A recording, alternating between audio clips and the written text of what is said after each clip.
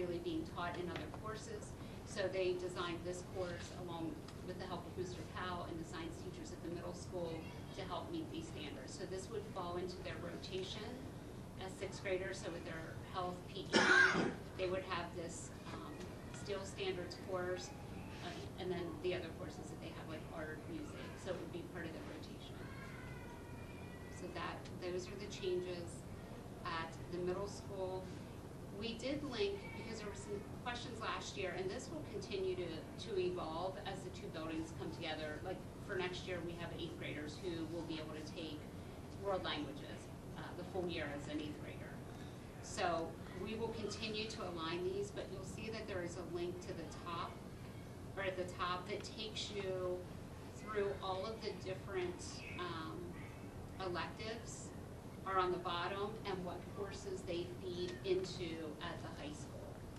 And we will continue to take a look at those, take a look at the scheduling of what that looks like, and how they will keep feeding into these courses, and if they, if we need to start minimizing some of them so that kids can take more of the year-long courses, like the Intro to Ags, the world languages and stuff, then you would see some of these start to maybe disappear. Any questions on the middle school? So with the environmental science, that's almost going to be like a specials yes, rotation? It'll be part of the specials rotation. Okay. So what's it replacing? I don't think it is replacing something. I think they had a .25 that had, Courtney and I talked about this. They had a .25 course that they were no longer teaching, and kids were getting an extra of something, and now this will take the place of that. I don't know if it was an extra PE. She and I talked about it. I'm not recalling right now. I'm sorry. The high school didn't really have a whole lot of changes either. A lot of it was semantics. The only 2 new courses that they have are Yearbook 2 and Journalism 2, to play off of Yearbook 1 and Journalism. And both those courses, well, Journalism 2 is 11-12 right now, and the Yearbook is 10-12, but I also see that as possibly a course that could morph into a 7-8-9 or an 8-9 band where kids would be able to take that. So I think they're doing a lot of work trying to get things aligned, 7-12, 6-12. The only other changes I would note on there is down at the bottom of that change cover sheet is the courses that are now receiving credit, college credit through Harrisburg University, which would be our AP Calc and AP Physics. And then we were able to get, finally, through Del Val, that our Accounting 1 and Accounting 2 are getting the Accounting Del Val credit. The Family and Consumer Science, this is not a new course, it's just something they are reinstating. It's the independent living.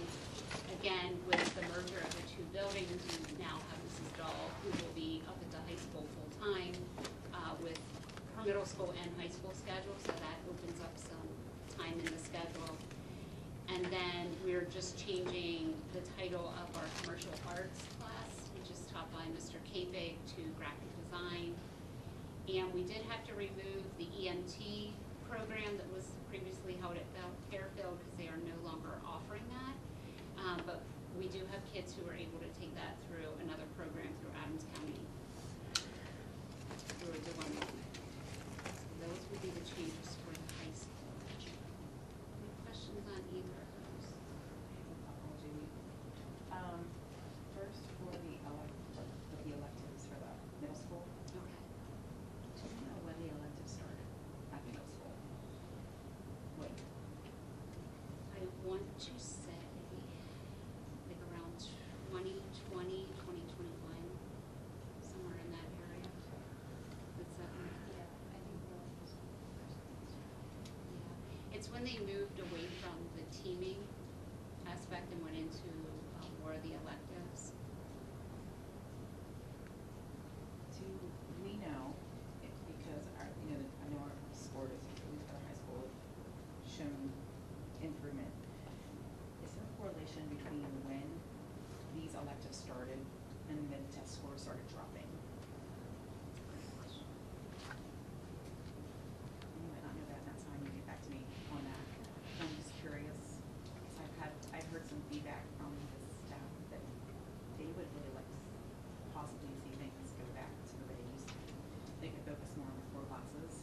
maybe have a couple of electives, but like, instead of having the electives that they have right now, keeping that to enhance math and reading, even social studies, like the main core aspects of their classes. When I do that, I'm also gonna take a look at staffing implications, because you would have to have one core on every team. So I'll take a look at that as well. Okay. Thank you. And I say that, I'm sorry, I say that because currently, so Ms. Pittman is the only 7th grade science teacher. So if we go back to teaming, that would add science. So I want to make sure that I give that to you guys as well. So to piggyback on that first question, when they implemented these, because these were after I'm assuming that took time away from the core classes, or no? What it did, no, it replaced their, they used to go through the same special cycle. Like they would all go through the art, PE, health, music, I don't remember what all theirs were, but, so they were going through that. So now instead of going through that wheel again of specials, they now self-select what their elective would be. Okay, so they don't have to take part at the middle school. Not after 6th grade.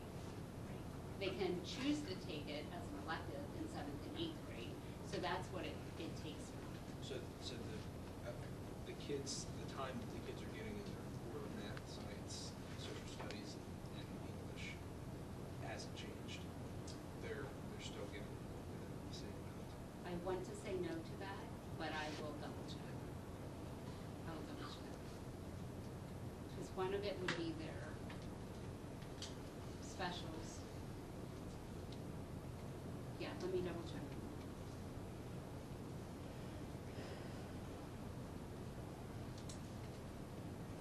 And then a question I had was why is the high school wanting to reduce the required number of total credits from 25.75 to That is a great question, thank you. I should have pointed that out.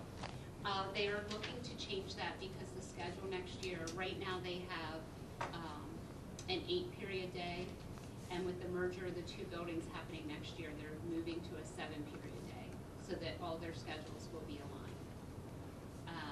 So they're losing 1 class a year, so that's four classes over the time of high school that they would lose.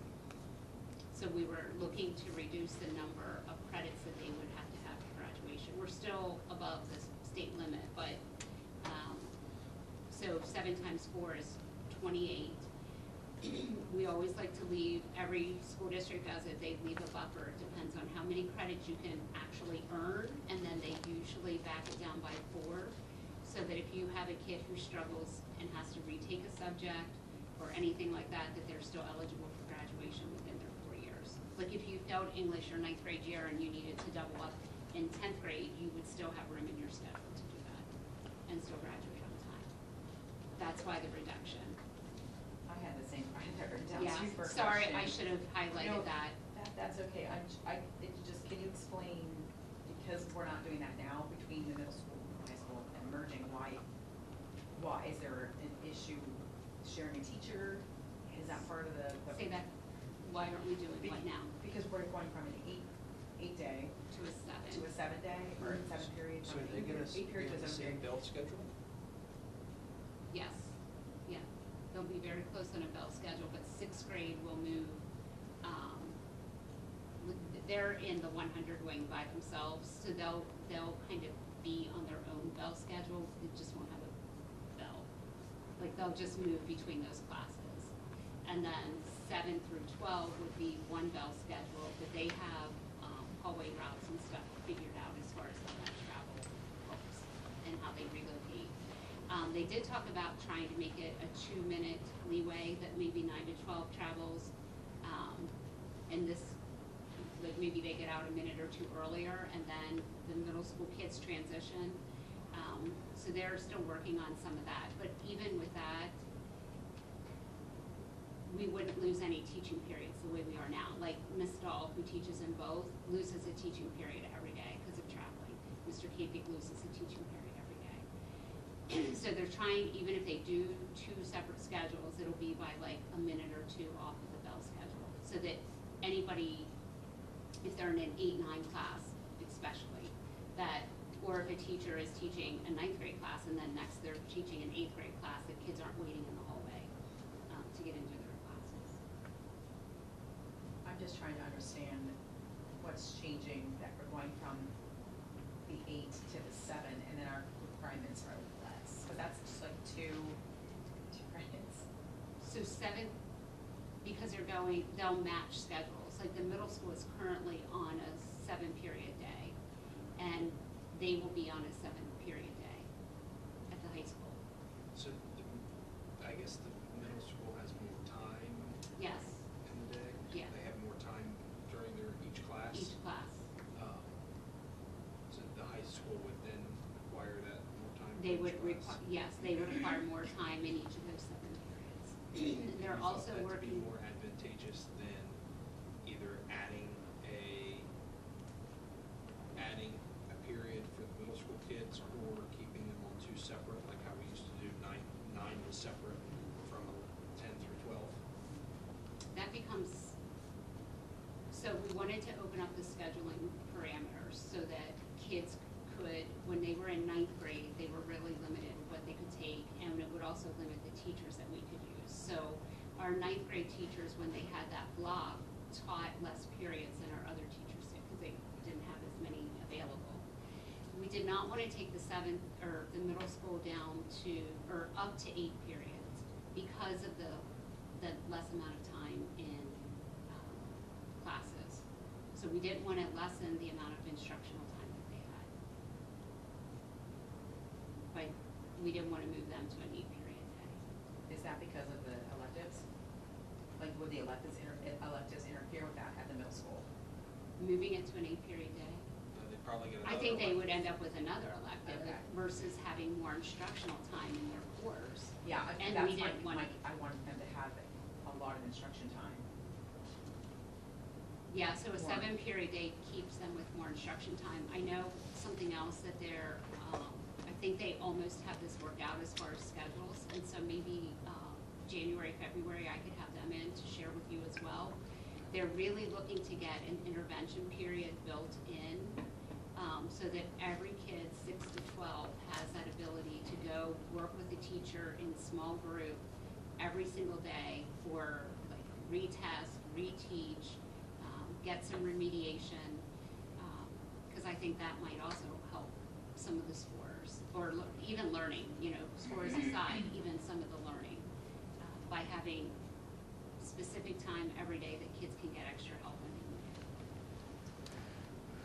I don't know off the top of my head what the Pennsylvania state standard is for the lowest amount of credits to 21. graduate. It is 21, so we're like right on that cusp. Yeah, a lot of school districts that have 8-period days means you could seriously have at the most 32. So I came from a block scheduling before I came here, right? And our kids didn't have study halls. So every year they had the ability to earn 8 credits, so 8 times 4 is 32. You back off for our graduation requirement was 28. Districts that do study halls like ours do, it was at 26, and then you move the 2 courses out. When you go to 7-period days, like you normally back off by 4 credits. See, that's the overarching standard of how that's figured. But yeah, it was kind of like when I saw 23.75 as well.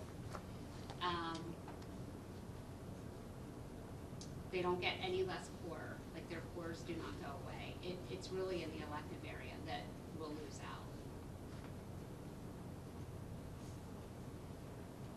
Because we haven't changed the requirements for the core.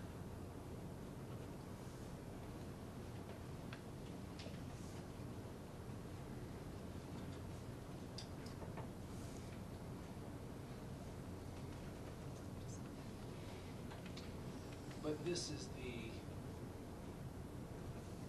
minimum. So what would be the maximum they could take with the 7? 28. Yeah, kids could graduate with 28 credits. And most will, because a lot of our study halls will go away with this new schedule. It will be not the norm for kids to have study halls with this intervention period. The So kids they could would, also- so if a kid passes everything in 4 years, and it also depends if they go to ACTI, they take shadowing, internships, pre-apprenticeships, those types of things. The majority of your kids will graduate with 28 credits. Well, I mean, I know a lot of seniors that are not there for very long. They will be after this schedule. They'll be there a little longer, Okay. yeah.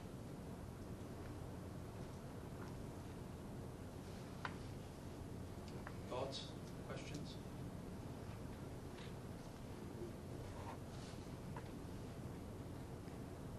Are we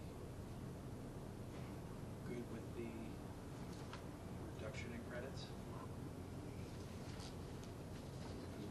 I understand why, but.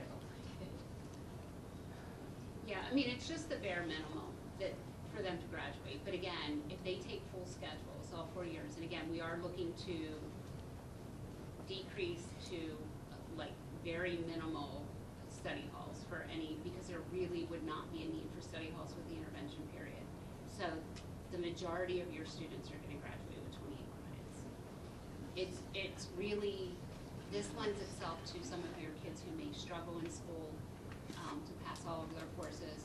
And it might also be some of your kids who go out for shadowing and don't get near maybe as many credits.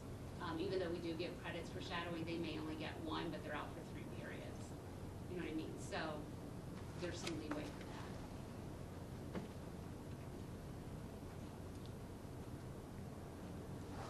So in other words, they're taking away the study hall, they're putting a focus group for people that need it in a way, so Yes. it's more targeted. So you're helping those individuals get kind of caught up. And it's not a full period. It's only going to be, it's like 25 to 30 minutes, so that we, again, are not taking away from core instructional time. It won't be a full period of intervention. It'll be almost what you call a skinny. It'll be less time, but every day.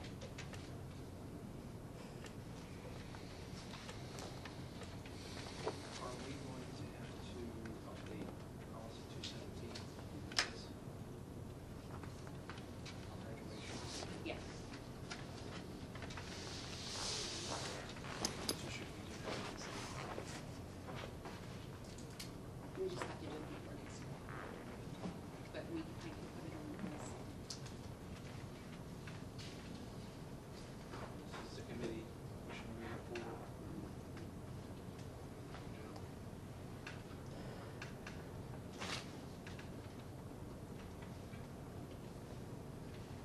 Thank you. What was that? We can't hear. Oh, sorry. I'm usually loud, I'm sorry. So they're gonna move those both forward. Okay, thank you. Yeah. Calendar? Okay, moving on to proposed calendar for the 26-27 school year. If, the first thing I want to point out is starting a week later with, I think somebody Wait, wants it's to. a call off around.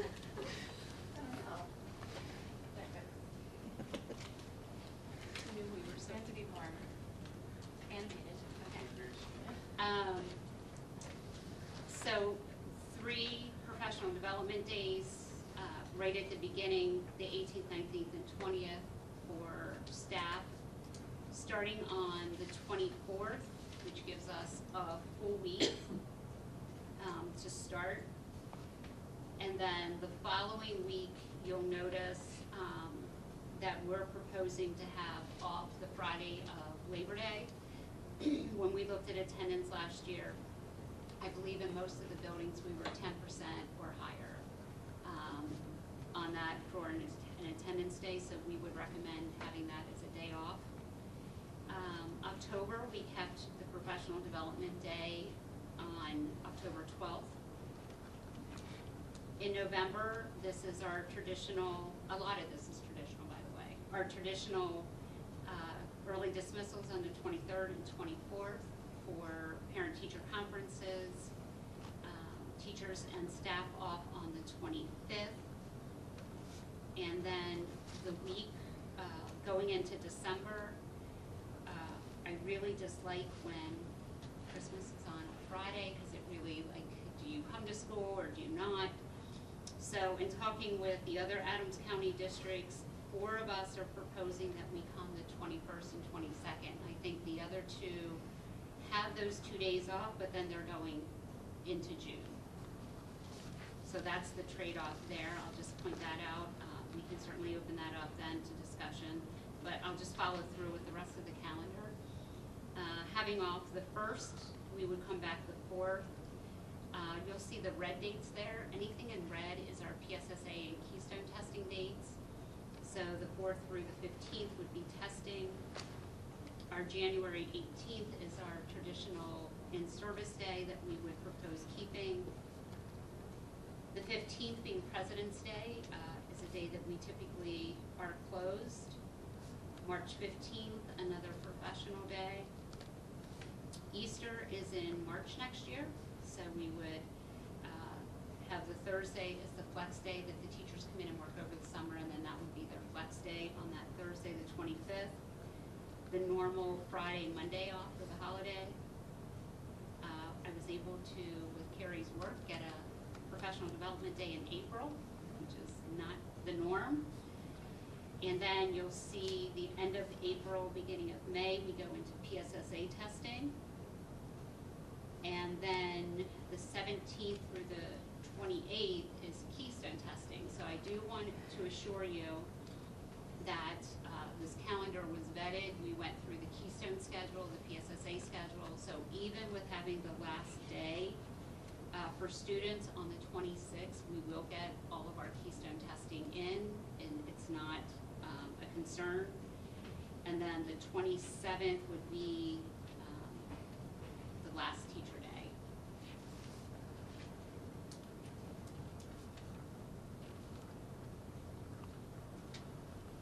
Questions on the calendar? Couple. First, the day of school. Have we considered, especially with the schedule this year, kindergartners come in for a whole week, maybe getting them on like a half day, maybe Monday and Tuesday? Then like, is it like a soft start for them? Just kindergarten? Just kindergarten only, and then Wednesday, Thursday, and Friday would be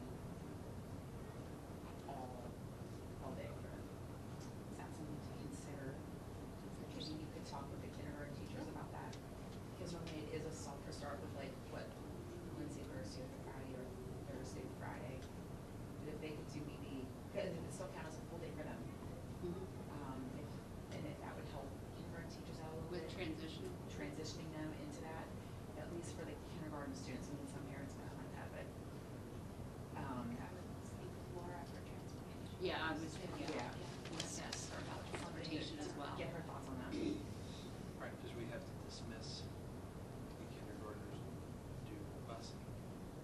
Well, I mean, it would be, they'd be back before the high school would be busing, I'm sure.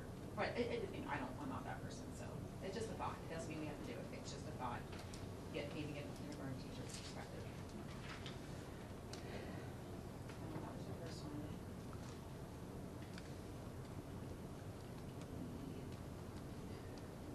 I'd like to see us off for Veterans Day, November 11th, but we're not using it that another day in, so I know, I was just, we'll come back to that in a minute, but November 11th, Veterans Day. Possibly,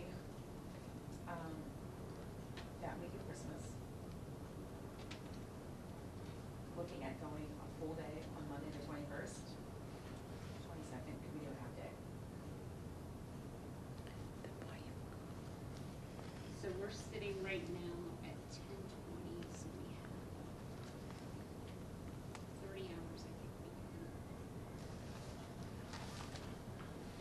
can.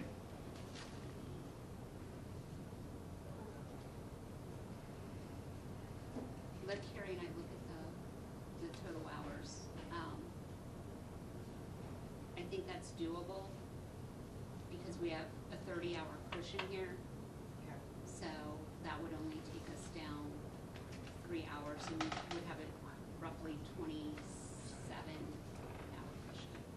And then would that also include possibly Veterans Day? Or do we have to fill in another day? I think you'd have to build it. I think you'd want to build a day in for students too, because you never, I know it seems impossible these days, but you never know when a blizzard's coming. Right. Teachers for sure, though. Yeah, teachers for sure, we'd have to build in another day. And I think that's all of Because that would be very random to have a in-service day on Wednesday. My question would be, childcare. So every year, November 11th is a different day. And I'm not sure about childcare for people in the community, because every year that's a moving date, a moving target.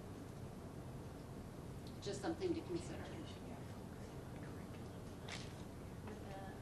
What about the IU programs we have here?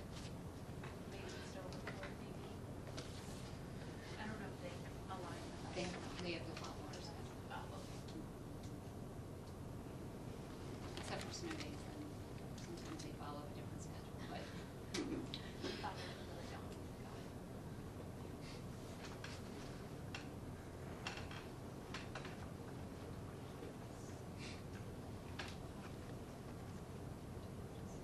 I think if the committee wants us to explore, I think we can do the 22nd with the hours and still be okay. I'd like to hear more about November 11th, because we would have to find another teacher day. And I think that makes us really close on student hours. So we want to leave a good enough cushion for if there are multiple 2-hour delays that occur throughout the year. If there are, having that one regular snow day, we will do that. Like, Because with Veterans Day and that half day, now you're down to right around 20 hours, which I don't think is much of a cushion, actually. comes out to 9 days. Right. Yeah, 20 hours, you're not even getting 3 days if something happens. So Okay. it's just something to think about. I don't know when to think if we could look at the 22nd half day Okay. that week, and then kindergarten, I mean, fine with starting on those days, but just talk with Laura and the kindergarten teachers and get their thoughts And we'll do that. on that soft start Monday and Tuesday. Yeah, I kind of like that. I hadn't thought about that. That's a good point, because that is a long week for even some of the big kids. So I would imagine it will be a long Yeah. week for little ones. And then I'm just looking at the testing dates in January, it starts as soon as we come back. Yeah, but we don't. We Oh. never test on that much. So, Okay. so in the winter, the only, so we're actually doing a December testing too this year. Okay. So we're always open to doing a winter, which is in December, the week of the 8th, and we are doing biology that week. Okay. And then, so the dates that you see in January, these are only our retesters in algebra and biology Got it. general, usually. Like, we don't retest our ELA kids until the spring, Okay. yeah. And I did have Nate and Andrew with me. We had a really long conversation about May, because that made me nervous as a former high school principal, going that tight of a schedule, but it is doable. Okay. Any other questions or thoughts on the calendar? I would still like to look at the Veterans Day. Okay. We're gonna, something's gonna have to adjust by a day. So where would you rather put the Yeah, where day would back you- in? At like, start that week previous in August?